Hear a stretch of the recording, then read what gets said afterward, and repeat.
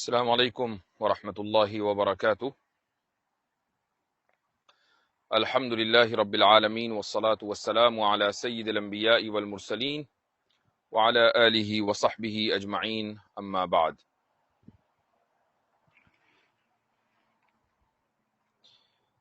آج کے Q&A میں آپ سبھی حضرات کا استقبال ہے اور امید ہے کہ آپ کو آواز آ رہی ہوگی، صاف آ رہی ہوگی۔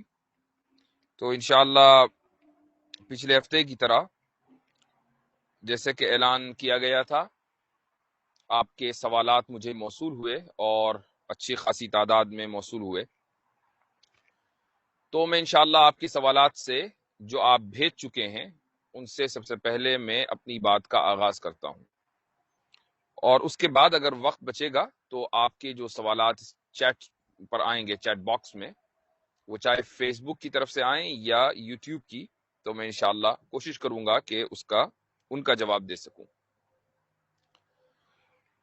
تو سب سے پہلے جو سوال ہے وہ آیا ہے ہمارے بہت بڑے بھکت پنڈت جی کی طرف سے، غالباً انہی کا ای میل آئی ڈی ہے فری مائنڈ، اور وہ منتظر بیٹھے تھے کہ میں آن لائن آؤں اور ان کے سوال کا جواب دوں۔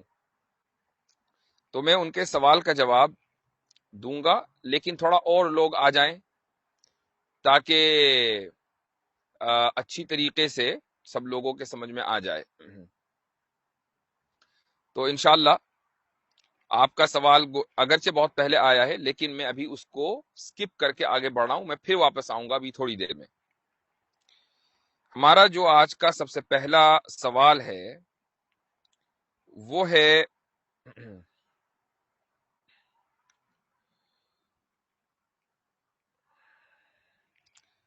عرفان خان، اور انہوں نے پہلے بھی سوال بھیجا تھا، دوبارہ پھر بھیجا ہے۔ کہتے ہیں کہ مجھ سے کسی نے کہا ہے کہ اللہ رب العزت تو عرش پر ہے، پھر وہ ہر جگہ پر حاضر و ناظر ہے، تو میں اس کو کس طرح سمجھا سکتا ہوں؟ میں نے کہا کہ جیسے آپ کوئی مشین بناتے ہو تب آپ مشین کے اندر نہیں ہوتے ہوئے بھی اس کے ہر حصے کو بخوبی دیکھ اور سمجھ سکتے ہو، تو کیا یہ مثال اللہ رب العزت کے لیے کسی کو سمجھانے کے لیے کہنا جائز ہوگا؟ یہ مثال دراصل آج سے کوئی 2-3 سال پہلے خود میں نے ہی دی تھی، کہ ایک صاحب نے، ایک ملحد نے مجھ سے سوال کیا، ایتھیس نے، کہ اللہ تعالیٰ کہاں ہے؟ تو میں نے اس کو یہ جواب دیا کہ یہ سوال ہی غلط ہے۔ تو آپ نے اگر وہ ویڈیو سنی ہوگی، اور وہ کئی کروڑ لوگ الحمدللہ اس کو ابھی تک دیکھ چکے ہیں، تو یہ مثال سمجھانے کے لیے، یعنی اللہ تعالیٰ کی کوئی مثال نہیں دی جا سکتی، اللہ تعالیٰ کی کوئی کو کسی چیز سے تشبیہ نہیں دی جا سکتی، لیس کمثلہ شیء، کہ اللہ جیسی کوئی چیز نہیں ہے، اس کے مثل کوئی نہیں ہے، لم یکن لہ کفوا احد۔ تو اس لیے جب ہم اللہ کے لیے کوئی مثال دیتے ہیں تو اس مثال دینے میں بھی ہمیں بہت احتیاط سے کام لینا چاہیے، لیکن بغیر کسی تشبیہ کے اگر ہم سامنے والے کو سمجھانا چاہیں تو بہرحال سمجھا سکتے ہیں۔ اور آپ جو یہ مثال دے رہے ہیں یہ بھی درست ہے کہ اللہ تعالیٰ اپنی کائنات کا بنانے والا، اس کا خالق اور اس کا آرکیٹیکٹ ہے۔ اس نے زیرو سے لے کر آخر تک، اے سے لے کر زی تک، اس نے مکمل اس کائنات کو بنایا ہے، اس کو ڈیزائن کیا ہے۔ تو وہ اس کے ان اینڈ آؤٹ سے، اس کے ایک ایک چپے سے، اس کے ایک ایک ذرے سے، کہ وہ کس طریقے سے چلتی ہے، کس طریقے سے کام کرتی ہے، کس طریقے سے وہ شروع ہوئی اور کیسے وہ ختم ہوگی، اللہ تعالیٰ اس سے واقف ہے۔ تو اللہ کا علم گویا کہ اس پوری کائنات کے ایک ایک گوشے میں ہے، اس کے علم سے کوئی چیز چھپی ہوئی نہیں ہے۔ یہی اس کے حاضر اور ناظر ہونے کا مطلب ہے۔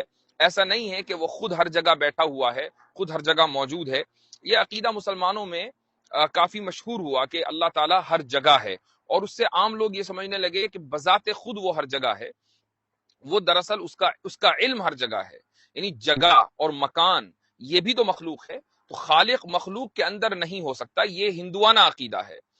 تو اس لیے اس کو لوگوں کو سمجھنا چاہیے کہ ہم کسی بھی ایسے ہندوانہ عقیدے کے دور بھی نہ پھٹکیں کہ جس سے شرک کا ہلکا سا بھی شائبہ پیدا ہوتا ہو۔ ایک صاحب ہیں جو جن کا نام عجیب سا ہے، سمجھ میں نہیں آ رہا، غالباً بہت سارے الفابیٹس کو انہوں نے جمع کیا ہوا ہے۔ انہوں نے ایک عام سوال کیا ہے، اور سوال یہ ہے کہ قرون اولا، قرون وسطی، قرون متاخرہ سے کیا مراد ہے؟ تو دیکھیں، قرون اولا یعنی اس کو انگریزی میں ہم بولتے ہیں کلاسیکل ایجز۔ تو یہ جو کلاسیکل ایجز ہیں، یہ حضرت عیسیٰ علیہ الصلوۃ والسلام سے لے کر، یعنی تاریخ کے آغاز سے لے کر سن یعنی 500 عیسوی تک، 500 عیسوی تک یہ پوری کی پوری جو مدت ہے یہ کلاسیکل ایجز کہلاتی ہے۔ اس کے بعد قرون وسطی ہے۔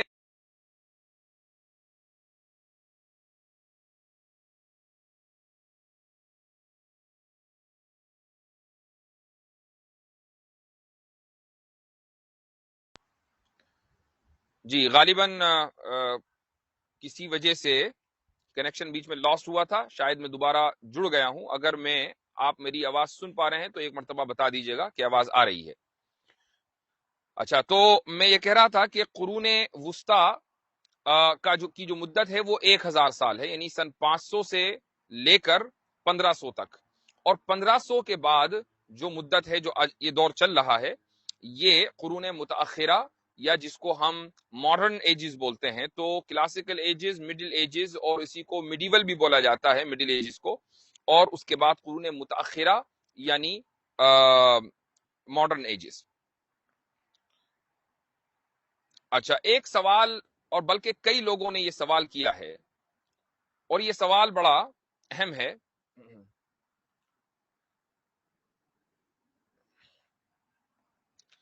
کہ مفتی صاحب، وطن سے محبت ایمان کا حصہ ہے۔ پردیپ کمار، اگر آپ تھوڑا صبر کر لیں تو انشاءاللہ آپ کے سوال کا بھی جواب دوں گا میں۔ کہتے ہیں مفتی صاحب، وطن سے محبت ایمان کا حصہ ہے، کیا یہ حدیث ہے؟ جواب، یہ حدیث نہیں ہے، اور اس کو رسول اللہ صلی اللہ علیہ وسلم کی طرف اس کو منسوب کرنا غلط ہے۔ یہ بعض لوگ کہتے ہیں کہ رسول اللہ صلی اللہ علیہ وسلم نے فرمایا کہ حب الوطنی من الایمان، یہ ایک فیبریکیٹڈ نریشن ہے، یعنی یہ موضوع روایت ہے۔ آپ صلی اللہ علیہ وسلم نے ایسا کبھی نہیں کہا۔ البتہ اتنا ضرور ہے کہ وطن سے محبت یہ ایک فطری چیز ہے، یعنی آپ جہاں پیدا ہوتے ہیں وہاں سے آپ نفرت نہیں کرتے، بلکہ فطری طور پر آپ کو اس جگہ سے محبت ہو جاتی ہے جس جگہ آپ پیدا ہوئے ہیں، آپ پلے بڑھے ہیں، آپ پروان چڑھے ہیں۔ اس جگہ کی مٹی سے ایک عجیب سی انسان کو محبت ہوتی ہے۔ اس کا تعلق کسی مذہب سے نہیں ہے، ہر مذہب کا آدمی، بلکہ وہ آدمی بھی جو کسی مذہب میں یقین نہیں رکھتا، اس کا بھی یہی رویہ ہوتا ہے کہ اس کو اپنے علاقے سے اور اپنے وطن سے محبت ہوتی ہے۔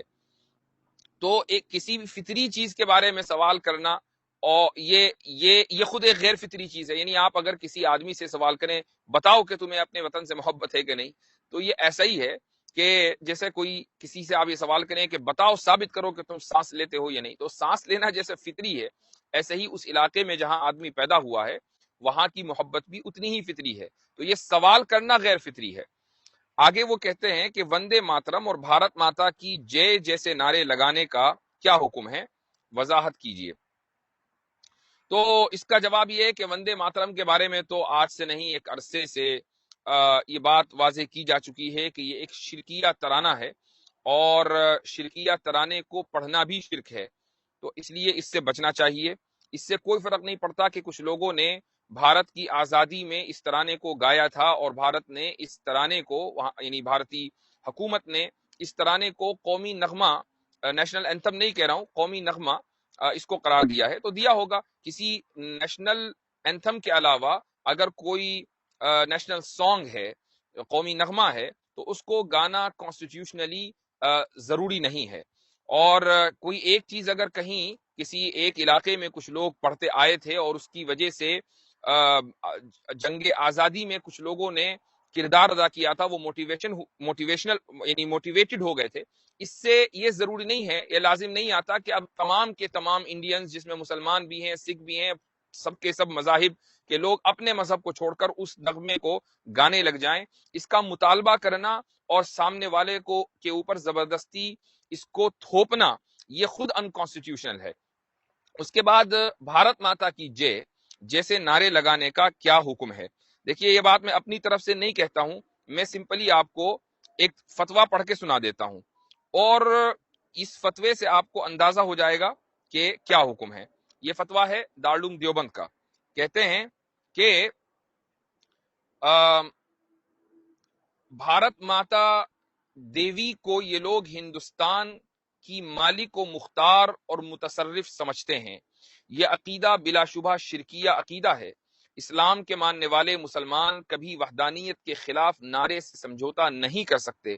ہندوستان کے قانون کے مطابق ہندوستان کے ہر شہری کو مذہبی آزادی دی گئی ہے۔ کسی فرقہ پرست کو یہ حق حاصل نہیں ہے کہ وہ قانون کے خلاف کوئی کام کرے اور دوسروں کو غیر قانونی کام کرنے پر مجبور کرے۔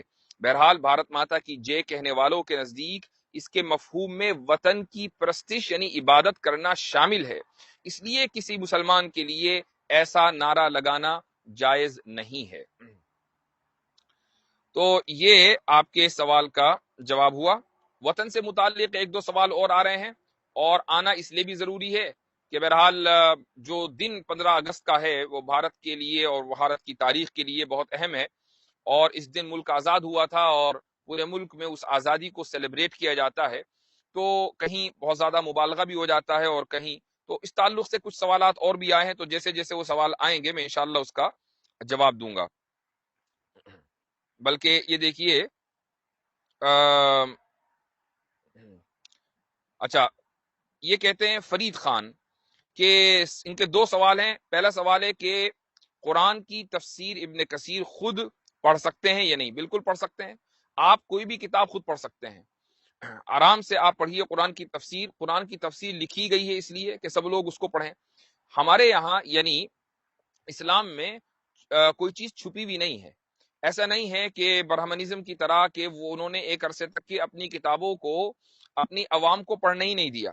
یہی وجہ ہے کہ دعویٰ تو یہ ہے کہ ہمارے جو ویداز ہیں ان کے بقول وہ اورل ٹریڈیشن کے ساتھ ٹرانسمٹ ہوتے رہے، یعنی ان کو یاد کیا جاتا تھا اور اس کی کوئی پرنٹڈ کاپی نہیں تھی، تاکہ عام لوگوں کے وہ ہاتھوں نہ چڑھیں، اور اگر عام لوگوں کے ہاتھیں وہ چڑھ گئے تو وہ اس کو غلط سمجھ لیں گے، اور اگر غلط سمجھ لیں گے تو ہندو مذہب جو ہے وہ خطرے میں پڑ جائے گا، یا ویدک مذہب خطرے میں پڑ جائے گا۔ اسلام میں ایسا نہیں ہے، جتنا مٹیریل ہے وہ سارا کا سارا اویلیبل ہے، سب کے لیے اویلیبل ہے۔ ہم تو اپنی مذہبی کتابوں کو ٹرانسلیٹ کر کے ہر زبان میں خود ہی آن لائن ڈالتے ہیں، تاکہ اگر آپ کو اچھی طریقے سے اسلام کو سمجھنا ہے تو بہت آرام سے سمجھیں۔ کسی قسم کا کرٹیسائز کرنا ہے تو کرٹیسائز کیجئے، جواب ملے گا۔ کوئی چیز ہمارے یہاں چھپی ہوئی نہیں ہے۔ عربی ایسا نہیں ہے کہ کتابیں صرف عربی زبان میں لکھی ہوئی ہیں اور دوسری زبانوں کے اندر اس کا ترجمہ نہیں ہو رہا ہے۔ تفسیر ابن کثیر کا ترجمہ اردو میں بھی ہے، عربی میں انگلش میں بھی ہے، اور بھی دوسری زبانوں میں ہوا ہوگا جو میرے علم میں نہیں ہے۔ اوریجنلی یہ کتاب عربی میں لکھی گئی تھی۔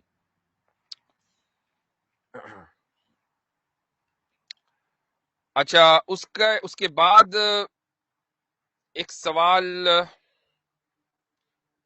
یہ ہے کہ یہ وہی وطن سے متعلق سوال آیا ہے کہ مفتی صاحب میرا ایک سوال ہے کہ حب الوطنی اور وطن پرستی میں کیا فرق ہے، اور ان میں کون سی چیز اسلامی نظریے کے مطابق صحیح ہے، اور وطن پرستی کے کیا نقصانات ہیں؟ پہلی بات تو یہ ہے کہ حب الوطنی یعنی وطن سے محبت کرنا، میں نے ابھی بتایا کہ یہ ایک فطری چیز ہے، اور اس کے بارے میں سوال کرنا غیر فطری چیز ہے۔ یعنی آپ کسی کے بارے میں کسی سے یہ نہیں پوچھ سکتے کہ آپ کو وطن سے محبت ہے یا نہیں ہے۔ رہی بات وطن پرستی کی، تو ہر طرح کی پرستی یہ اسلام میں ممنوع ہے، چاہے وہ وطن پرستی ہو کہ محلہ پرستی ہو کہ شہر پرستی ہو۔ ہمارے یہاں اسلام میں صرف عبادت اور پوجا اگر ہوگی تو وہ خدا کی ہوگی، اللہ کی ہوگی، اور اللہ کے علاوہ کسی دوسرے کی عبادت کرنا اس کا تصور بھی نہیں ہے۔ یعنی اگر اس کا ذہن میں خیال آ جائے اور انسان اس خیال کو انٹرٹین کرنے کا مطلب ہے کہ نیت کر لے کہ چلو ٹھیک ہے کوئی بات نہیں ہے، یہاں بھی ماتھا ٹیک دیں گے، اور ماتھا نہ بھی ٹیکے، نیت کر لے، ارادہ کر لے، عزم کر لے، تو اس پر بھی اس کی پکڑ ہو سکتی ہے، اور اس کو توبہ کرنا ضروری ہے اس ارادے کے اوپر۔ ہاں اگر خیال آیا اور خیال نکل گیا اس میں کوئی حرج نہیں ہے، آپ نے اس خیال کو انٹرٹین نہیں کیا، کوئی مسئلہ نہیں ہے۔ اس طرح کے خیالات تو شیطان کے وسوسوں سے آتے رہتے ہیں۔ تو وطن پرستی کیا چیز ہے؟ وطن پرستی کا مطلب یہ ہے کہ آپ اپنے وطن سے وفاداری کا عہد لیں. بہت اچھی بات ہے. آپ جس جگہ رہتے ہیں تو فطری طور پر آپ کو اس سے محبت ہوتی ہے, اور جس سے محبت ہوتی ہے آپ اس سے وفاداری نبھاتے ہیں. آپ اپنے ماں باپ کے لویل ہوتے ہیں, آپ اپنے بھائی بہنوں سے وفاداری نبھاتے ہیں, آپ اپنے دوستوں سے وفاداری نبھاتے ہیں. تو وفاداری نبھانا بھی ایک فطری چیز ہے. لیکن اگر آپ سے یہ کہا جائے کہ نہیں, وطن سب سے اوپر ہے اور باقی جتنی بھی چیزیں ہیں وہ اس کے نیچے ہیں, تو یہ اسلامی اعتبار سے غلط ہے. وطن, اچھا پھر یہ بھی چیز ہے کہ جو وطن کا جو مفہوم آج کل نیشنلزم کا جو مفہوم ہے, وہ دراصل نیشن اسٹیٹس کے بعد دنیا کے اندر پیدا ہوا ہے. آج سے 150-200 سال پہلے نیشن اسٹیٹس نہیں تھے. تو اس وقت وطن پرستی کا کیا مفہوم تھا؟ مثال کے طور پر آج سے کوئی تقریباً 75 سال پہلے ایک آدمی اگر بھارت میں پیدا ہوا تو اس کا وطن جس طریقے سے دہلی اور ممبئی اور مدراس تھا, اسی طریقے سے اس کا وطن کراچی اور لاہور بھی تو تھے, چونکہ کراچی اور لاہور اس وقت بھارت کا حصہ تھے. پھر اچانک 1947 میں کراچی اور لاہور ادھر چلے گئے, پاکستان چلے گئے, اور دلی اور ممبئی ادھر رہ گئے, بھارت میں رہ گئے. تو اچانک اس کا وطن بدل گیا. اسی طریقے سے اگر آج سے کوئی تقریباً 200-300 سال پہلے پیدا ہوا ہوتا تو اس کا وطن نہ صرف یہ کہ کراچی اور لاہور, بلکہ کابل اور قندھار تک بھی اس کا وطن تھا. اور اس سے پہلے اگر آپ کئی 1000-2000 سال پہلے چلے جائیں تو پھر تو کیا کہنا چاہیے, نیپال اور تھائی لینڈ یہ سارا وطن کے اندر تھا. تو یہ جو نیشن اسٹیٹ ہے, یہ دراصل سرحدیں ڈیفائن کرتی ہیں کہ آپ کا نیشن کیا ہے, آپ کا ملک کیا ہے. لیکن آپ کی جو وفاداری ہے وہ سرحدوں کتابیں نہیں ہونی چاہیے. اس لیے آج کے دور میں دراصل وفاداری ان سرحدوں سے متعلق ہے کہ چونکہ دنیا نے یہاں سے لے کر یہاں تک کہ آپ کی سرحد متعین کر دی. مثال کے طور پر میں ایک ویسے ہی مثال دے رہا ہوں کہ کل کو اگر کوئی ملک تقسیم ہو جائے تو اس ملک کے ساؤتھ اور نارتھ میں کوئی تقسیم ہو جائے, تو اب ساؤتھ کے لوگوں کا وطن الگ ہو گیا, نارتھ کے لوگوں کا وطن الگ ہو گیا, پہلے دونوں کا وطن ایک تھا. تو یہ جو وطن پرستی ہے, اس سے یہ ثابت ہوا کہ یہ انکنسسٹنٹ ہے, اس میں کوئی کنسسٹنسی نہیں ہے. یہ لوگوں کا اپنا بنایا ہوا مفہوم ہے, اور یہ جو اپنا بنایا ہوا مفہوم ہوتا ہے اس کے اندر دن رات تبدیلی ہوتی رہتی ہے. جبکہ حب الوطنی یعنی وطن سے جو محبت ہے وہ ایک فطری چیز ہے, اس کے اندر کوئی تبدیلی نہیں ہوتی. ایک انسان دنیا میں کہیں بھی چلے جائے اپنے وطن سے اس کا تعلق رہتا ہے. مثلا میرا جو وطن ہے اوریجنلی, آج میں نے ایک پوسٹ لگائی ہے کہ میرا جو وطن ہے, جہاں میری پیدائش ہوئی ہے, جہاں میری اپبرنگنگ ہوئی ہے, وہ دیوبند ہے. تو انڈیا میں دیوبند قصبہ ایک اگرچہ بہت چھوٹا قصبہ ہے, لیکن پوری دنیا کے اندر اس کی شہرت ہے. تو میری پیدائش وہیں کی ہوئی ہے, میری اپبرنگنگ وہیں پر ہوئی ہے, تو اس اعتبار سے مجھے اپنے وطن سے محبت ہے. لیکن اس کے علاوہ جب دیوبند سے میں باہر نکل گیا تو پوری دنیا, اب چاہے وہ جہاں میں رہتا ہوں اس وقت شکاگو, یا دنیا میں کسی جگہ میں جاؤں, چاہے وہ لندن ہو, آسٹریلیا ہو, وہ سہارنپور ہو جو دیوبند کا ضلع ہے, وہ دلی ہو یا ممبئی ہو, میں اس کو ایک نظر سے دیکھتا ہوں, اور وہ نظر یہ ہے کہ اللہ تعالیٰ کا ارشاد قرآن کریم میں کہ قل سیروا فی الارض, کہ تم زمین میں چلو پھرو اور اللہ تعالیٰ کی نشانیاں دیکھو. تو یہ پوری کی پوری زمین خدا کی بنائی ہوئی ہے, اور ہم بحیثیت اللہ کے بندے اور بحیثیت اللہ کے خلیفہ ہونے کے, یعنی اللہ نے ہمیں اپنا ریپرزینٹیٹو بنا کر اس دنیا کے اندر بھیجا ہے. تو اس اعتبار سے یہ پوری زمین انسان کے لیے ہے.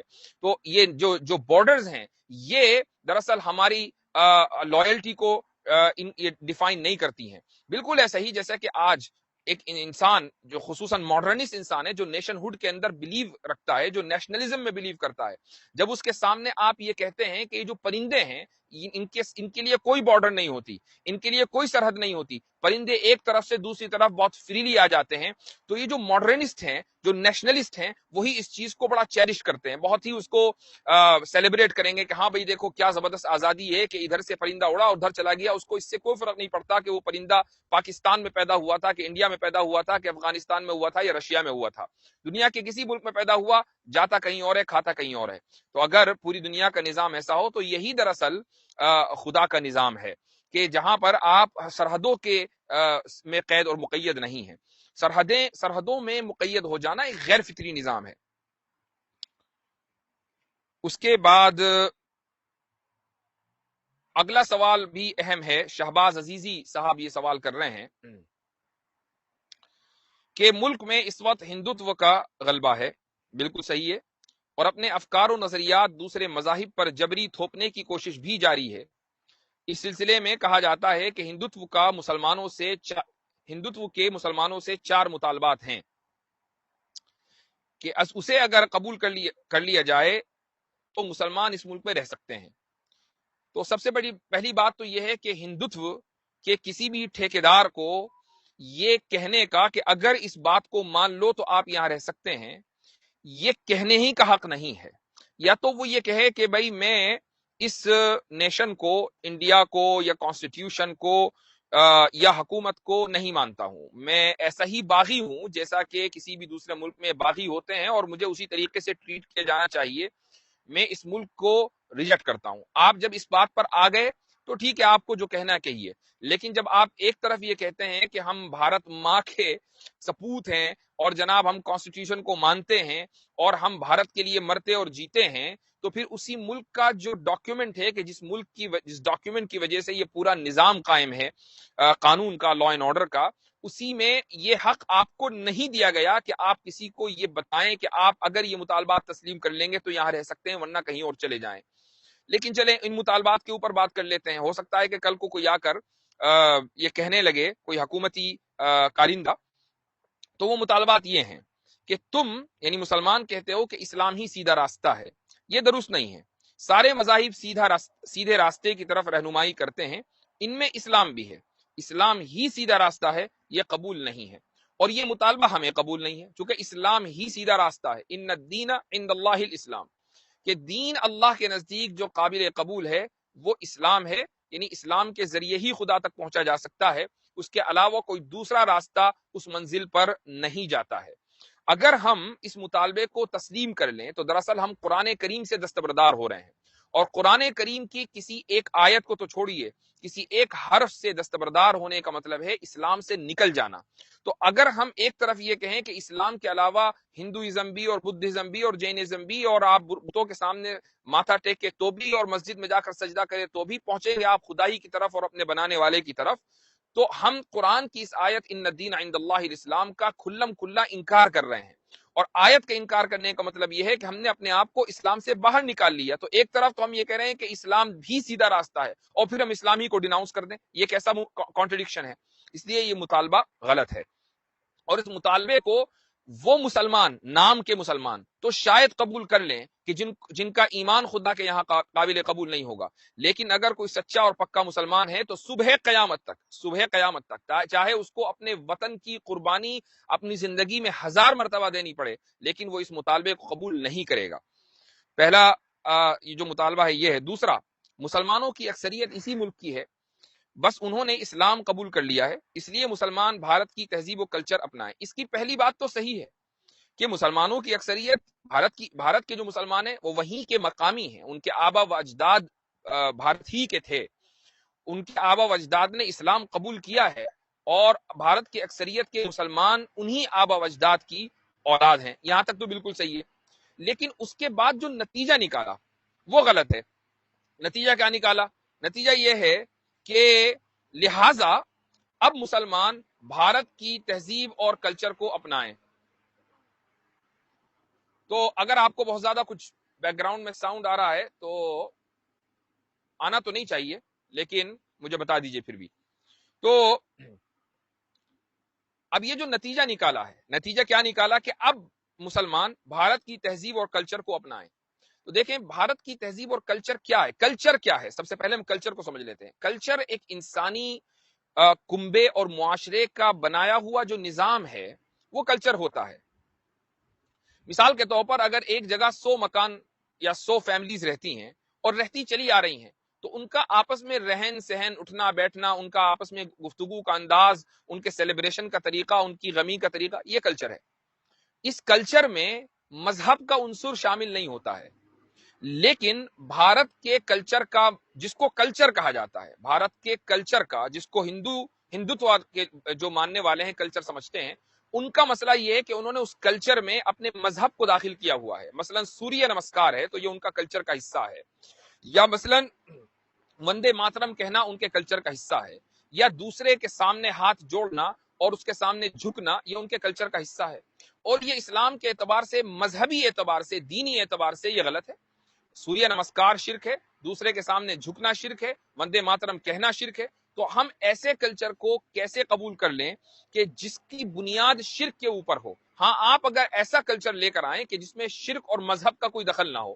مثال کے طور پر شادی بیاہ کے جو طریقے ہیں کہ بھائی بڑا زبردست سیلیبریشن ہوتا ہے، اس کے اندر کمپرومائز کچھ مسلمان کر لیتے ہیں. میں نہیں کہہ رہا ہوں کہ اسلامی اعتبار سے کمپرومائز کر لینا چاہیے، کچھ مسلمان کر لیتے ہیں اور ایک خاص کلچر کے طور طریقوں سے وہ شادیاں ہوتی ہیں، اس کے اندر رسم و رواج ہوتے ہیں.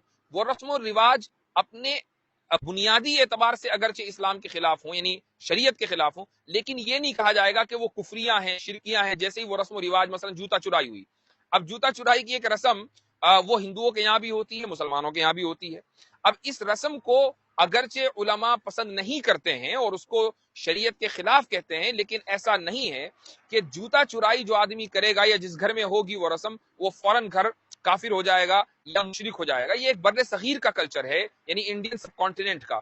یہ کلچر آپ کو امریکہ میں نہیں ملے گا یا آپ کو افریقہ میں نہیں ملے گا. تو اگر اس طرح کا کوئی کلچر ہے کہ جس کے اندر دوسرے دین کا کوئی فیکٹر نہیں پایا جاتا اور اس کو آپ یہ کہہ رہے ہیں کہ آپ اس تہذیب کو اپنا لیں، تو کنسیڈر کیا جا سکتا ہے، اور کچھ مسلمان آلریڈی کنسیڈر کر چکے ہیں.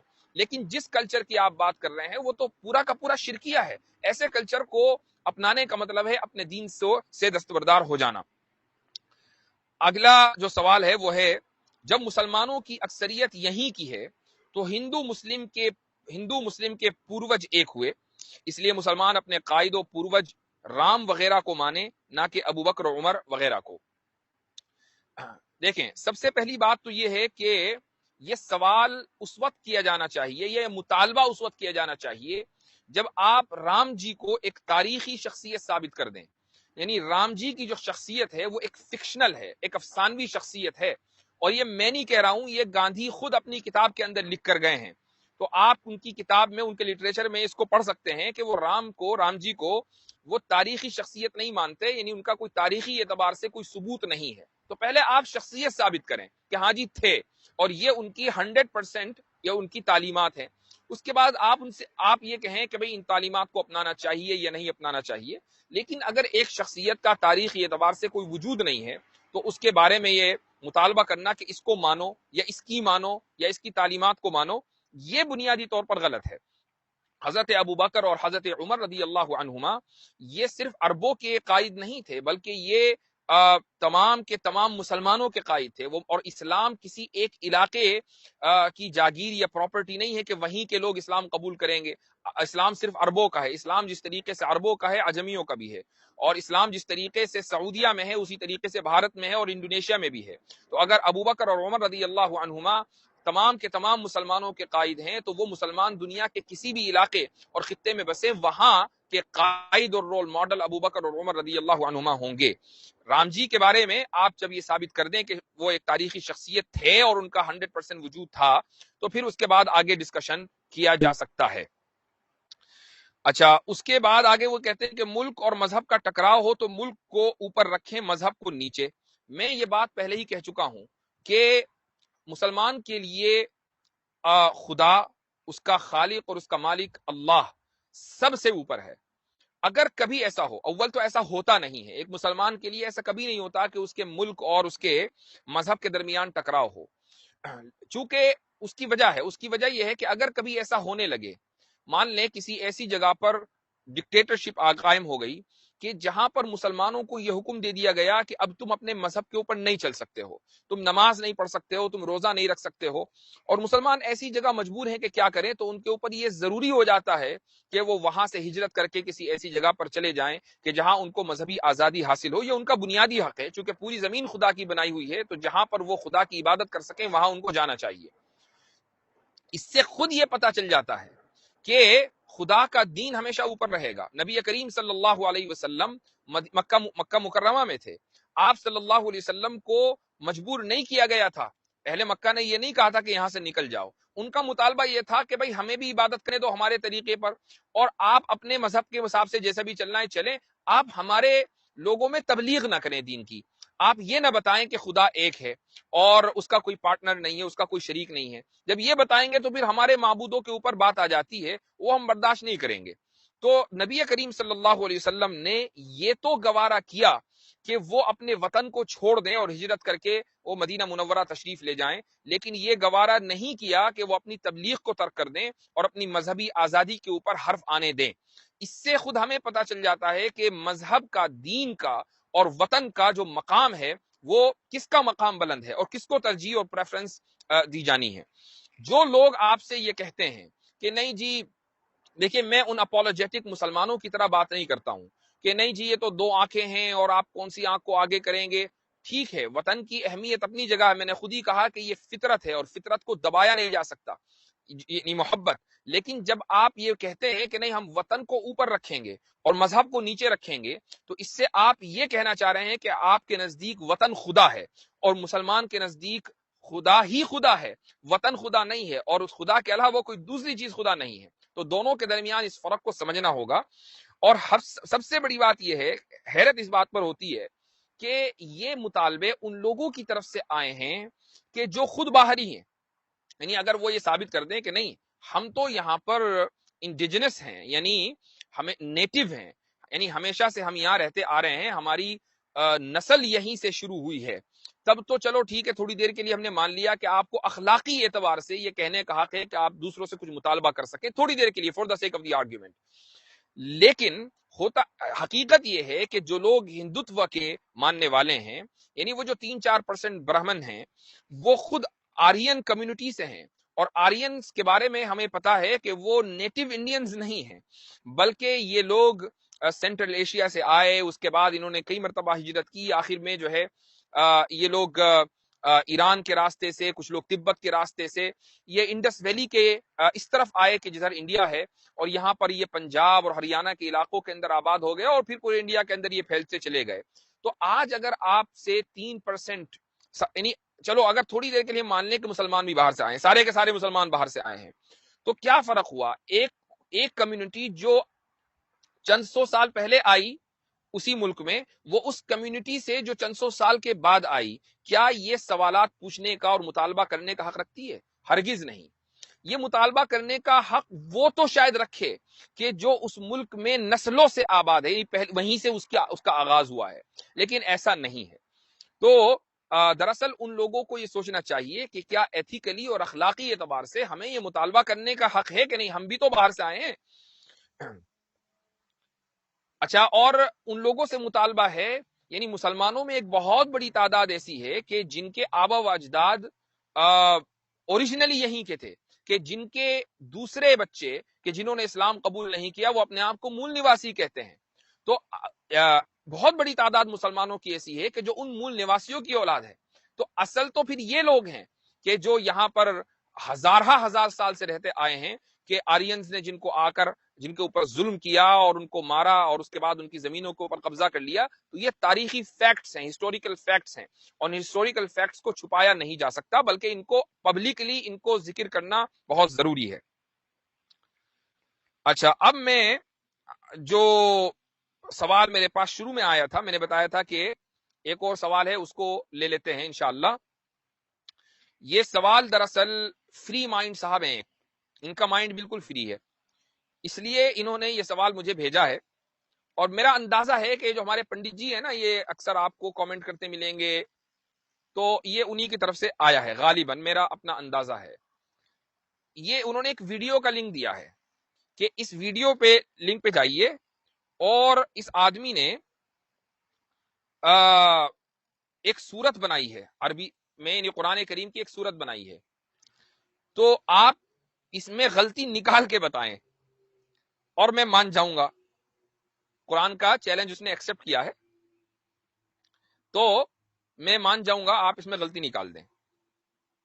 اچھا، یہ ایک عجیب بات ہے کہ مجھے جواب، یعنی یہ انٹرنیٹ کا شکریہ ادا کرنا چاہیے یا اس کو برا بھلا کہنا چاہیے کہ میں جواب دینے بیٹھا ہوں ایک ایسے آدمی کو کہ جس کو پڑھنا نہیں آتا، اور وہ مجھ سے پوچھ رہا ہے کہ میں اس کی غلطی نکال دوں. تو یہ میں اگر صرف وہی ہوتا سامنے تو شاید میں اس کا جواب نہ دیتا، کیونکہ پہلے اس کے لیے ضروری ہے کہ وہ عربی زبان سیکھے تاکہ میں جو غلطی نکالوں گا اس کو سمجھ جائے. لیکن جو دوسرے لوگ ہیں میں ان کے لیے بتا رہا ہوں. اس نے کچھ 8 آیتیں بنائی ہیں. کوئی ہے المقری کریم کے نام سے اس نے چینل بنایا، بیچارے کے 8 ہی سبسکرائبرز ہیں، خام خواہ ہم اس کو مشہور کر رہے ہیں. لیکن چلو ایک سوال آیا، اس کا جواب دے دوں. اس میں 8 آیتیں اس نے بنائی ہیں. اس میں مثلا آیت نمبر 5 سے میں پڑھ لیتا ہوں، وہاں سے کافر کا تذکرہ ہے. کہتا ہے والکافر یحزأ ویحتال فی لحود سنبعثہ یوم الرعود. رات کہتے ہیں تھنڈر کو کہ بجلیوں والے دن ہم اس کو زندہ کریں گے. اچھا اس کے بعد کس کو زندہ کریں گے؟ کافر کو زندہ کریں گے. ایک کافر کا تذکرہ ہے والکافر سنگولر فارم ہے، یحزأ ویحتال فی لحود، وہ اپنی قبر کے اندر ہے اور ہم اس کو یوم الرعود یعنی بجلیوں والے دن زندہ کریں گے. چلو ٹھیک ہے، یہاں تک بات ہو گئی. اب آگے دیکھیے کیا کہتا ہے. یطعمون من جلودہم والنار علیہم صعود. ابھی تو بات ہو رہی تھی ایک کافر کی کہ ہم کافر کو بجلیوں والے دن زندہ کریں گے، ان کو کھلایا جائے گا ان کی کھالوں میں سے. یطعمون من جلودہم، اس کا کیا مطلب ہے؟ اس کا کوئی مطلب نہیں ہے. ان کی کھالوں میں سے ان کو کھلایا جائے گا. جب بات ایک کافر کی ہو رہی ہے تو پھر جو سینٹنس ہے وہ بھی وہی ہونا چاہیے نا کہ اس کو کھلایا جائے گا. اب اور یہ ذکر کیا جانا چاہیے تھا کہ کیا کھلایا جائے گا. یہ کہ ان کو کھلایا جائے گا ان کی کھالوں سے، اس کا کیا مطلب ہوا؟ اس کا کوئی مطلب نہیں ہے. یہ ایبسرڈ، اس کو کہتے ہیں ایبسرڈٹی. والنار علیہم صعود، اور آگ ان کے اوپر چڑھ رہی ہوگی، ان کے اوپر. ابھی بات ہو رہی ہے ایک آدمی کی اور ایک دم صیغہ بدل گیا، یعنی پروناؤن بھی بدل گیا. اس کے بعد آگے کہتا ہے وَدِمَاءً سَجَمُوهَا، اور ایسے خون سجموہا کہ جن کو انہوں نے بہایا ہوگا. اچھا سجما کا جو لفظ ہے آپ ڈکشنری کھول لیں. سجما کا مطلب بہانا نہیں ہے، سجما کا مطلب ہے بہنا. وَدِمَاءً سَجَمُوهَا قاعدے کے اعتبار سے گرامیٹیکلی غلط ہے. اب جو لوگ عربی زبان سمجھتے ہیں ان کے لیے میں بتا رہا ہوں کہ سجما کا لفظ لازم ہے، یہ فعل متعدی نہیں ہے. لیکن اس آدمی نے جو یہ فعل استعمال کیا، جو ورب استعمال کیا ہے، یہ بطور متعدی ایز اے متعدی استعمال کیا ہے جس کا آبجیکٹ بھی ہوتا ہے، اور آبجیکٹ اس نے بنایا ہے دماءً، جبکہ فعل لازم کا آبجیکٹ نہیں ہوتا. اس اور بھی مطلب دسیوں غلطیاں ہیں اس میں. یہ عرب آدمی ہے، یہ کوئی دیسی نہیں ہے.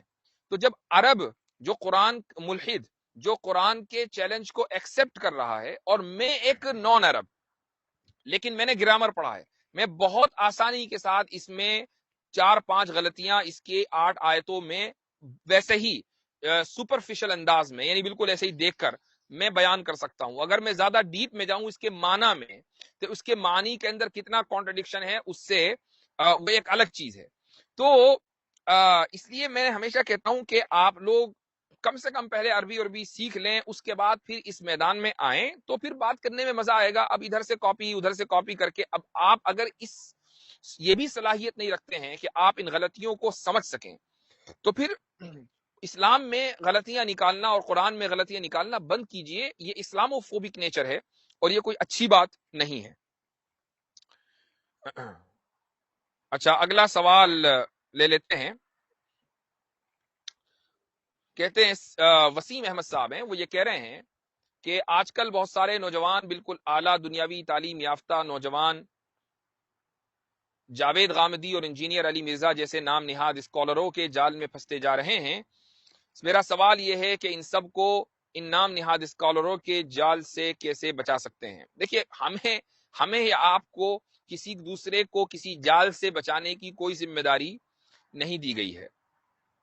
البتہ اتنا ضرور ہے کہ کوئی بھی آدمی کامیاب کیوں ہوتا ہے، کچھ لوگ اس کے فین فالوورز کیوں ہوتے ہیں، اس کو دیکھ لینا چاہیے. غامدی صاحب کا ایک ان کی تمام تر وہ چیزیں کہ جن سے اتفاق کرنا مشکل ہی نہیں ناممکن ہے، اس کے باوجود ان کا جو ایک خاص وصف ہے وہ ہے ان کی پریزنٹیشن اور ان کے بیان کرنے کا انداز، ان کی سافٹنس. تو یہ چیز ایسی ہے کہ جو بہت سے لوگوں میں مفقود ہے، اور یہ چیز آج کے دور میں بہت اپیل کرتی ہے، اٹریکٹ کرتی ہے. لیکن یہ ضروری نہیں ہے کہ ایک آدمی کے بولنے کا انداز اگر اچھا ہے تو اس کا جو کانٹینٹ ہے وہ بھی قابل قبول ہو. یعنی میں نے ان کے بولنے کے انداز کی تعریف کی ہے اور میں یعنی اوپنلی تعریف کر رہا ہوں، لیکن اس کا مطلب یہ نہیں ہے کہ ان کا جو کانٹینٹ ہے جو وہ پریزنٹ کرتے ہیں وہ بھی قابل قبول ہو، بلکہ اس کا بہت لوگوں نے آلریڈی رد کیا ہے، ان کو ریجیکٹ کیا ہے اور بہت ہی لاجیکلی ریجیکٹ کیا ہے. تو ہوتا یہ ہے کہ ان حضرات کی طرف سے کبھی جو ان کے اوپر اعتراض کیا جاتا ہے اس کا عام طور سے جواب نہیں آتا. ایک چیز اور میں بتا دوں آپ کو کہ 2 سال پہلے کی بات ہے غالباً، کہ غامدی صاحب کی کسی ویڈیو کے اوپر میں نے رد لکھا تھا. تو ہونا یہ چاہیے کہ غامدی صاحب کے جو فالوورز ہیں وہ کم سے کم ان کے اس وصف کو تو اپنا لیں، لیکن ان کے فالوورز جب بھی دیکھتے ہیں کہ ان کے استاد کے اوپر کوئی رد کر رہا ہے، اور چاہے وہ کتنا ہی پولائٹلی کرے، تو یہ لوگ آؤٹریج ہو جاتے ہیں، اور اس کے بعد پھر یہ اس زبان کے اوپر اتر جاتے ہیں کہ جس زبان کو خود شاید کبھی غامدی صاحب اپروو نہ کریں. تو یہ اس موومنٹ کا ایک بہت بڑا نقص ہے کہ جب غامدی صاحب اس دنیا سے رخصت ہو جائیں گے تو جو لوگ وہ اپنے پیچھے چھوڑ کر جائیں گے وہ بہت زیادہ متشدد ہوں گے، جو کسی دوسری بات کو شاید قبول کرنے کے لیے کبھی روا نہ ہو. تو یہ ایک اہم چیز ہے کہ جس کو اس مکتب فکر کے جو قائد ہیں غامدی صاحب، ان کو سوچنا چاہیے. اگر میری بات ان تک پہنچے تو ہو سکتا ہے کہ وہ اس کے اوپر کبھی غور کریں. رہی بات انجینئر علی مرزا کی، تو دیکھیں بھائی اس طرح کے بہت سارے لوگ انٹرنیٹ کے اوپر ہوتے ہیں، ضروری نہیں ہے کہ آپ ہر ایک کو سنیں اور ہر ایک کو فالو کریں. کبھی اپنی عقل بھی لڑا لیا کریں کہ ایک آدمی فرقوں کو ختم کرنے کے دعوے کے ساتھ آیا اور خود ایک فرقہ بنا کر بیٹھ گیا، تو اس سے کیا فائدہ ہوا. اچھا، اس کے بعد ایک دو سوال اور لے لیتا ہوں، انشاءاللہ پھر میں آپ لوگوں کا سوال لوں گا. یہ سوال کر رہے ہیں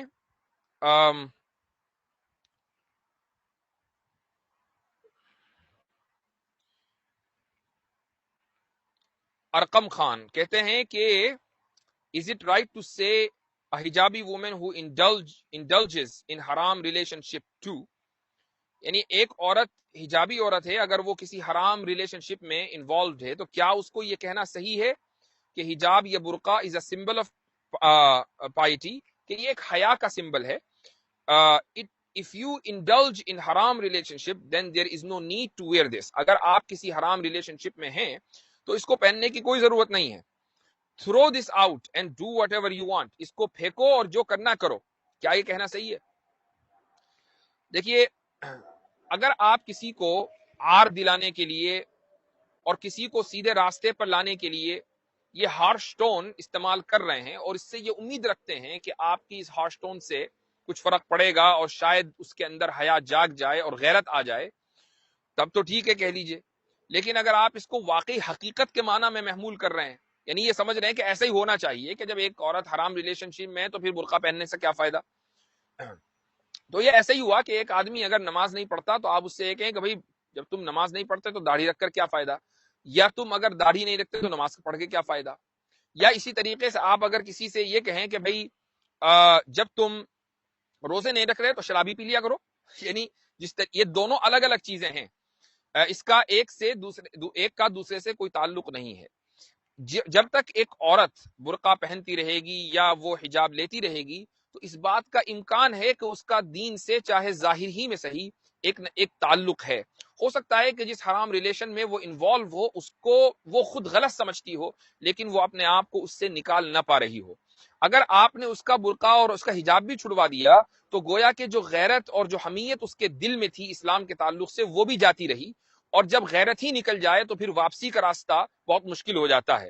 یہ ایسا ہی ہے کہ آپ اگر اپنے چہرے کے اوپر نبی کریم صلی اللہ علیہ وسلم کی سنت کو سجا لیں، یعنی داڑھی کو سجا لیں، تو بعض مرتبہ یہ داڑھی بہت سے گناہوں سے روک دیتی ہے. ایک آدمی اگر کہیں مثلا کسی ایسے ریسٹورانٹ میں جا رہا ہے جہاں شراب بھی سرو ہوتی ہے، یا مثلا وہ کسی ایسی جگہ جا رہا ہے جہاں گناہی گناہ ہے اور وہاں لوگ گناہی کے لیے جاتے ہیں، تو بہت سی مرتبہ آدمی اپنی داڑھی کی رعایت کرتے ہوئے نہیں جاتا کہ لوگ مجھے سمجھیں گے کہ یہ مسلمان ہے، تو لوگ کیا کہیں گے کہ ایک طرف چہرے کے اوپر رسول اللہ صلی اللہ علیہ وسلم کی سنت ہے اور پھر گناہوں کی جگہ پر جا بھی رہا ہے. تو یہ داڑھی بہت سے گناہوں سے روک دیتی ہے، ایسے ہی برقع اور حجاب بھی بہت سے گناہوں سے روکتا ہے، تو اس لیے اس کو اس کی تلقین نہیں کرنی چاہیے.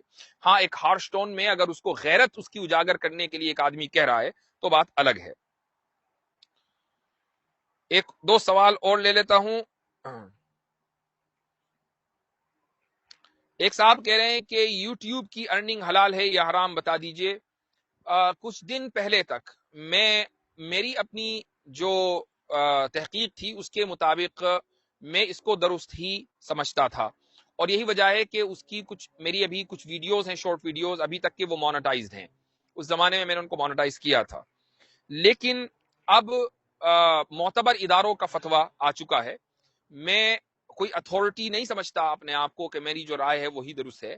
معتبر ادارے جب فتویٰ دے دیں تو پھر ہر ایک آدمی کو انہی کو تسلیم کرنا چاہیے. تو میری نظر سے بنوری ٹاؤن کا فتویٰ گزرا, اور اسی طریقے سے غالباً دارالعلوم دیوبند کا فتویٰ بھی کسی نے بھیجا تھا کہ ان حضرات کے نزدیک چونکہ یوٹیوب میں جب آپ مونیٹائزیشن کرتے ہیں تو آپ کا اختیار نہیں ہوتا کہ کس طرح کی کمپنیز کے ایڈورٹائز آنے چاہیے. اب ہوتا یہ ہے کہ آپ کی ویڈیو مثلا دین سے متعلق ہے اور شراب کے ایڈورٹائز آ رہے ہیں. ویسے اس میں اس کا بھی بہت بڑا فرق ہے کہ آپ خود اپنے یوٹیوب کے اوپر کیا چیزیں دیکھ رہے ہیں, تو وہ الگوریدم ہے, اس کے اعتبار سے وہ ڈیٹیکٹ کر لیتا ہے کہ آپ کا انٹرسٹ کیا ہے, اور اس کے اعتبار سے پھر ایڈورٹائز آتے ہیں.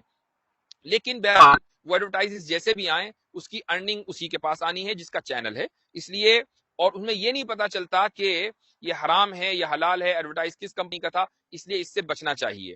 البتہ اگر آگے چل کر مثلا یوٹیوب یہ ٹیکنالوجی ایجاد کرے کہ آپ کو اپنے channel as a channel owner آپ کو یہ اختیار ہو کہ کس کمپنی کے آپ کے چینل کے اوپر ایڈورٹائز آ سکتے ہیں اور کس کے نہیں, تو پھر ایسی صورت میں اس فتوے کو ریوائز کیا جا سکتا ہے. اب ایک اور مصیبت یہ آئی ہے کہ یوٹیوب کی غالباً یہ پالیسی ہے, میں نے کسی کی ویڈیو دیکھی اور وہ اس پالیسی کا تذکرہ کر رہا تھا کہ آپ اپنے چینل کو اگر مونیٹائز نہیں کرتے ہیں تب بھی آپ کی ویڈیوز کے اوپر ایڈورٹائز آنے ہیں. یعنی آپ نے مونیٹائز نہیں کیا, یوٹیوب کے ایڈورٹائز خود ہی آئیں گے, یوٹیوب اس سے پیسہ کمائے گا. تو ایسی صورت میں اب آپ نے چونکہ اس پہ کوئی اقدام نہیں کیا, آپ معذور ہیں, نہ اس کی انکم آپ کے پاس آنی ہے, نہ آپ نے یوٹیوب کو اتھارٹی دی ہے, یوٹیوب کی اپنی پالیسی ہے, وہ چاہے جو کرے. اچھا, اس کے بعد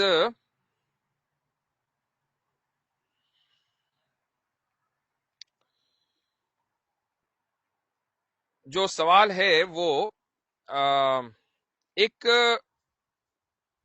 خاتون کا ہے, یہ انڈونیشیا سے ہیں, اور مجھے حیرت ہے کہ وہ میرا پورا یہ پروگرام دیکھیں گی اپنے اس سوال کو سننے کے لیے. پچھلی مرتبہ بھی انہوں نے سوال کیا تھا اور ان کے سوال کا میں نے جواب دیا تھا. تو وہ یہ چاہتی ہیں کہ چونکہ وہ ہندی یا اردو نہیں جانتی ہے تو میں انگلش میں ان کا جواب دوں. تو اینی ویز ان کا سو ہر name is Dina I believe. She is saying I am from Indonesia, hope kindly explain in English, I don't understand Hindi, thank you. She says I have a question and more explanation about the connection of Eve and Adam with human being as a partner, which is man and women, husband and wife. Okay, there are scientific facts that enforce the idea of Eve being created from Adam's rib. No, I don't think there is any scientific fact. And based on another source narrated by Abu Hurairah radiyallahu an, that Allah's apostle Rasulullah sallallahu alaihi wasallam said, treat women nicely, for a woman is created from a rib. Okay, and also in chapter An-Nisa verse 1 stated, we created women from one part of Adam. Okay, my question is, ab ye inka question hai, if Eve created from Adam's rib, it is only meant to one man to one woman, like a spouse. Acha. So anyway, she's asking that if it is true that a woman was created from man's rib, then he should have only one woman in his life. Okay, because only one woman was created from his rib. So, first of all, understanding that literally a woman was created from a man's rib, literally understanding this is not the understanding of the majority of scholars. It is a metaphorical usage. It only indicates to a woman's nature, because she's always, most of the time in her life, she's overcome by her emotions. And every man can testify that you can never win against women's emotions. So Rasulullah sallallahu alaihi wasallam simply said that treat her nicely, because if you try to make her work according to your ways, if you think that I'm going to fix her nature, then you will break her apart. You will break your relationship. So that's why treat her nicely. So it's a metaphorical statement of Rasulullah sallallahu alaihi wasallam. As for Adam and Hawa, Adam alayhi salatu wassalam and his wife, the mother of the entire humanity, Hawa radiyallahu anha, they were created from the same material, and that's what mentioned in the hadith. So I hope I answered your question.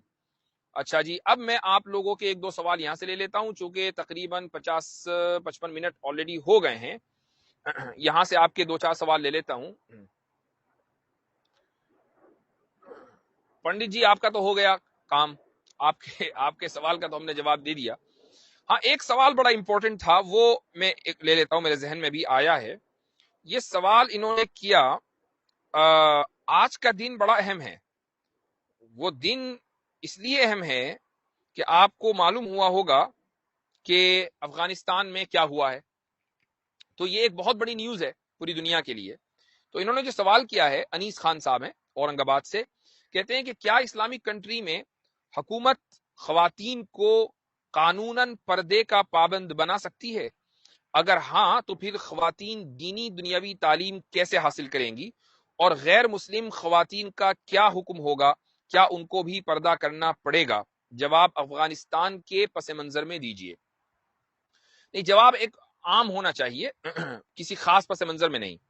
سب سے بڑی بات، پہلی بات تو یہ کہ اسلامی حکومت میں ایک ڈپارٹمنٹ ہوتا ہے جس کو ہم بولتے ہیں شعبہ امر بالمعروف اور نہی عن المنکر. یعنی وہ ڈپارٹمنٹ دراصل مورل جو بیہیویئر ہے پبلک کا، اس کو مینٹین کرنے کا رسپانسبل ہوتا ہے.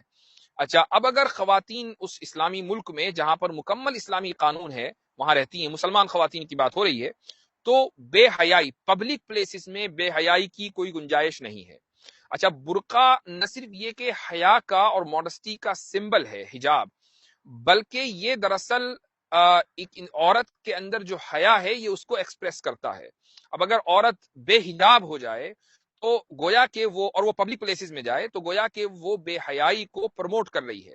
اب یہ حکومت کا حق بن جاتا ہے کہ وہ ایسے قوانین پاس کرے کہ جس کی بنیاد پر عورتوں کو، مسلم خواتین کو پردہ کرنا پڑے گا. یہ اسلامی قانون ہے، کسی کو اس سے پرابلم ہے وہ جانے، لیکن قانون یہی ہے.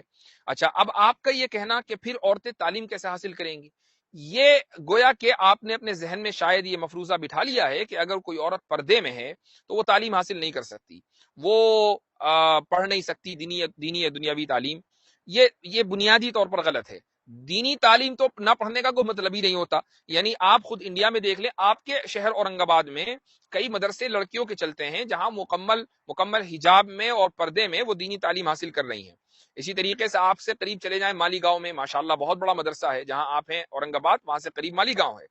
اسی طریقے سے انڈیا کے مختلف علاقوں میں دینی مدارس قائم ہیں لڑکیوں کے، جہاں وہ مکمل حجاب اور پردے میں دینی تعلیم حاصل کر رہی ہیں. تو اس کا یعنی یہ رکاوٹ پردہ اس معاملے میں بنتا ہی نہیں ہے. رہی بات دنیاوی تعلیم کی، تو دنیاوی تعلیم میں بھی باحجاب خواتین پیچھے نہیں ہیں. ہاں، اگر کوئی کالج یا اس کی جو انتظامیہ ہے وہ سنگھی پنے پر آ جائے، یعنی وہ انٹالرنس اپنا لے اور یہ کہے کہ نہیں، ہمارے کالج میں اگر پڑھنا ہوگا تو برقع اتارنا ہوگا اور بے پردہ رہنا ہوگا اور بے حیا ہونا ہوگا، اگر وہ اس طریقے کے اپنے جو کلچرل ویلیوز ہیں وہ دوسرے کے اوپر تھوپنے لگے اور اس علاقے میں ایک ہی کالج ہو، تو اب ظاہر ہے کہ ایسی جگہ پر پھر لڑکیوں کا پڑھنا بہت مشکل ہو جاتا ہے. اس لیے یہ ضروری ہے کہ جو مسلمان ہیں، مالدار طبقہ ہے یا جو حساس اور باغیرت لوگ ہیں، وہ اپنے اپنے علاقوں کے اندر جس طریقے سے مدارس قائم کرتے ہیں ایسے ہی وہ کالجز بھی قائم کریں، اسکول بھی قائم کریں کہ جہاں پر لڑکیوں کے لیے الگ انتظام ہو اور وہ پردے کے ساتھ اعلیٰ سے اعلیٰ تعلیم حاصل کر سکیں. آپ کو قانون نے اور کانسٹیٹیوشن نے اجازت دی ہے کہ آپ اقلیت ادارے یعنی مائنورٹی ایجوکیشن جو انسٹیٹیوشنز ہیں وہ قائم کریں، تو آپ ان کو اس قانون سے فائدہ اٹھائیے اور مائنورٹی اسٹیٹس حاصل کیجئے اور لڑکیوں کو پڑھائیے اور ان کو اعلیٰ سے اعلیٰ تعلیم دیجیے. اس میں کوئی حرج نہیں ہے اور برقع پردہ کبھی کسی چیز کے اندر رکاوٹ نہیں بنتا.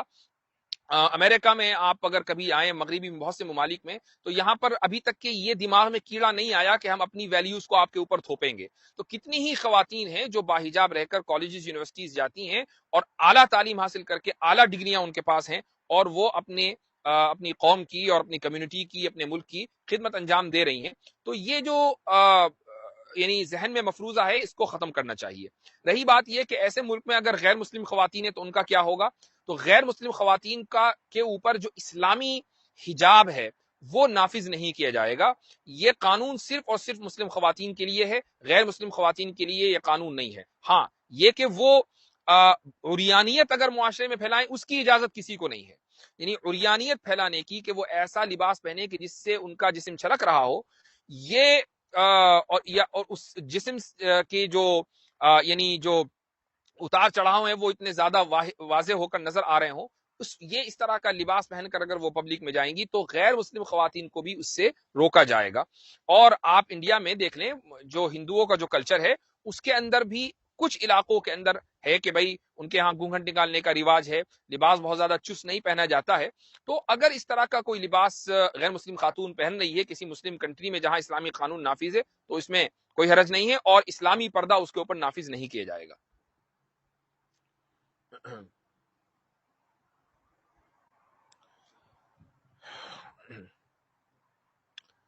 اچھا، اس کے بعد آپ کے ایک دو سوال لے لیں۔ اچھا یہ دیکھیے، یہ جو ایک صاحب نے ابھی سوال کیا وہ اوپر چلا گیا ایک دم کہ علی مرزا کے فرقے کے بارے میں بتائیے۔ دیکھیے، ایک تو یہ کہ میں علی مرزا کا بار بار نام نہیں لینا چاہتا کہ he is not worth it. Pakistan میں جناب مفتی طارق مسعود صاحب ان کا ٹھیک ٹھاک علاج کر رہے ہیں، لیکن ایک صاحب آؤٹریجڈ ہو کے کہنے لگے ان کے فرقے کا نام بتائیے۔ یہی تو فرقہ پرستی ہے کہ ایک آپ نے اگر ہم نے کوئی ان کے اوپر تنقید کی تو ان کے جو لویل فینز ہیں وہ فوراً آ جائیں اور انٹالرنٹ بن جائیں، تو یہی بتا دیتا ہے کہ ان آفیشیلی ایک فرقہ وجود میں آ چکا ہے۔ اب انجینئر علی مرزا صاحب کے بوڑھے ہونے اور اس کے بعد ان کے انتقال فرمانے کا انتظار کر لیں، 50 60 70 سال جتنی بھی ان کی عمر، اللہ تعالیٰ ان کو لمبی زندگی دے، ہم کوئی غلط تمنا نہیں رکھتے ہیں، ان کو لمبی زندگی دے اور وہ قوم کی اور اسلام کی خدمت کریں۔ اس کے بعد اگر وہ اسی ٹھرے پر رہے تو اس کے بعد دیکھ لیجئے گا خود ہی آ جائے گا فرقہ وجود میں۔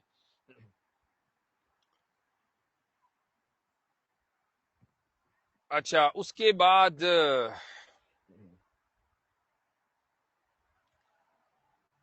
ایک صاحب سوال یہ کر رہے ہیں کہ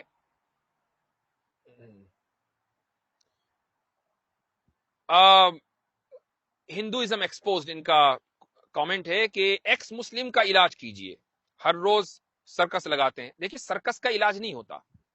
سرکس میں آپ کیوں جاتے ہیں؟ انٹرٹینمنٹ کے لیے۔ میں کبھی جیسے اگر میں کبھی واک پر گیا تو اب یعنی واک کرنا اور تقریباً 40 منٹ 45 منٹ چلنا، اور وہ بھی جنگل میں، تو آدمی روزانہ بور ہو جاتا ہے ایک ہی راستے پر چلتے چلتے۔ تو میں انٹرٹینمنٹ کے لیے ایکس مسلمز کی ویڈیوز لگا لیتا ہوں، اور بہت جلدی سے وقت گزر جاتا ہے، مزاحیہ ہوتی ہیں بہت۔ تو بجائے اس کے کہ ہم ایسے جوکس سنیں کہ جن کا مقصد ہنسانا ہو اور ہنسی نہ آئے، اس سے بہتر یہ ہے کہ آپ ایسے جوک سنیں کہ جن کا مقصد ہنسانا نہ ہو اور ان پر آپ کو ہنسی آئے، وہ زیادہ مضحکہ خیز ہوتے ہیں۔ تو ان کا علاج کرنے کی کوئی ضرورت نہیں ہے۔ اچھا، اکثر لوگ یہ کہتے ہیں کہ جی فلاں کو جواب دیجئے، مثلا ایک نے کہا غالب کمال کو جواب دیجئے۔ میرا اپنا ایک پیٹرن ہے اور اس کو آپ لوگوں کو سامنے میں نے کئی مرتبہ بتایا ہے۔ اگر کوئی آدمی مجھے چیلنج دیتا ہے اور وہ خود بھی باحیثیت ہو، چیلنج دیتا ہے خود بھی باحیثیت ہو، ایسا نہیں ہے کہ کوئی بھی آ کر ابھی یہ پنڈت جی ہیں بیچارے لگے پڑے ہیں، چیلنج نہیں ہو گیا، سمجھ لیجئے پانی کا گلاس ہو گیا، روزانہ پینا ہے۔ میں کچھ اور کہنا چاہ رہا تھا لیکن انہوں نے بدل دیا ورنہ ان کی توہین ہو جائے گی۔ تو اب اگر چیلنج کو اس طریقے سے کر دیا جائے تو ہم تو پھر کوئی دوسرا کام کرنے کے نہیں رہیں گے۔ آج پنڈت جی آ گئے، کل کو فلاں آ گئے، پرسوں پادری جی آ گئے، اب ہم ان کے چیلنج ہی کا جواب دے رہے ہیں۔ آپ اگر باحیثیت ہیں اور آپ نے ایک سوشل میڈیا کے اوپر کچھ انفلوئنس کر لیا ہے یا آپ نے کتابیں لکھ دی ہیں اس موضوع کے اوپر، اب آپ اگر ہمیں چیلنج کر رہے ہیں تو موسٹ ویلکم، ہم آپ کے چیلنج کو ایکسپٹ کرتے ہیں۔ آپ ہمارے پاس تشریف لائیے اور ہم آپ کو مطمئن کریں گے، یہ انشاءاللہ تعالی۔ لیکن ہم بڑھ چڑھ کر خود کو اس کو چیلنج دے رہے، اس کو چیلنج دے رہے، ہم کوئی مورل پولیس نہیں ہے یا انٹرنیٹ کی کوئی مذہبی پولیس نہیں ہے کہ ہم نے یہ ذمہ داری لے رکھی ہے کہ ہم فلاں کو کا منہ بند کریں، فلاں کا منہ بند کریں۔ یہ دین اللہ کا ہے اور اس کا رکھوالا خدا تعالی ہے۔ اس نے ہی کسی کو اگر وہ ایمان کی دولت دے گا تو بھی اسی کی توفیق سے ہوگی، اور کسی کا ایمان سلب ہوگا تو بھی اسی کی توفیق سے ہوگی۔ تو یعنی یہ خدا کی توفیق ہے اس میں۔ اب یہ چاہے غالب کمال ہو یا حارث سلطان، یہ کوئی بھی ہے، خدا کی توفیق سلب ہو گئی تو ایمان سلب ہو گیا۔ اللہ تعالیٰ نے ہمیں یہ توفیق دے رکھی ہے کہ ہم ایمان اور دین کی باتیں کر رہے ہیں، تو یہ اللہ تعالیٰ کا بہت لاکھ لاکھ شکر ہے۔ لیکن اگر یعنی جو کہنا چاہیے اس کا علاج اس کا علاج، یہ کرنے سے کوئی فائدہ نہیں ہے. اس سے ایسا لگتا ہے کہ گویا کہ جو عام مسلمان ہیں، کم پڑھے لکھے یا جو لے مین جن کو میں بولتا ہوں، وہ فرسٹریٹڈ ہو گئے. آپ کو فرسٹریٹڈ نہیں ہونا، بلکہ آپ کو اپنے دینی تعلیم جو بنیادی عقائد ہیں کم سے کم ان کو مضبوط کر لینا چاہیے. مجھ سے ایک صاحب نہیں بلکہ کئی لوگ الحمدللہ ایسے ہیں کہ جو یہ چینل مستقل دیکھ رہے تھے اس طرح کے اور متاثر ہو رہے تھے. انہوں نے میرا کہیں سے نمبر حاصل کیا اور مجھ سے رابطہ کیا، اور 2-4 مرتبہ ان سے بات ہوئی، مختصر بات ہوئی، تو الحمدللہ وہ سیدھے راستے پر واپس آ گئے اور ان کا ایمان مضبوط ہو گیا. زیادہ لمبی چوڑی بات کرنے کی ضرورت نہیں ہے. آدھے گھنٹے کے اندر اندر آپ اسلام کے جو عقائد ہیں ان کے اوپر مضبوطی کے ساتھ ایمان لا سکتے ہیں، اگر پہلے سے ایمان کی رمق آپ کے دل کے اندر باقی ہو. تو اس لیے کسی بھی طرح کے فرسٹریشن کی کوئی ضرورت نہیں ہے. کوئی بھی کتنا ہی بڑا طوفان اور آندھی آ جائے، اسلام کا جو قلعہ ہے اس کا بال بیکا نہیں ہو سکتا انشاءاللہ تعالی، الا یہ کہ اللہ تعالیٰ خود ہی یہ چاہے کہ اب اسلام کو اس دنیا میں باقی نہیں رکھنا ہے، خدائی اسکیم کے مطابق قیامت آنی ہے، تو وہ بات الگ ہے، وہ ایک الگ مسئلہ ہے، وہ بھی خدائی اسکیم کے مطابق ہوگا. لیکن خدا یہ چاہے کہ اسلام پھیلے اور ملحد یہ چاہے کہ اسلام ختم ہو، تو ملحد 100 مرتبہ ڈارون کے قدم چوم کر جہنم سے واپس آ جائے گا، لیکن اسلام کا بال بیکا نہیں کر سکتا.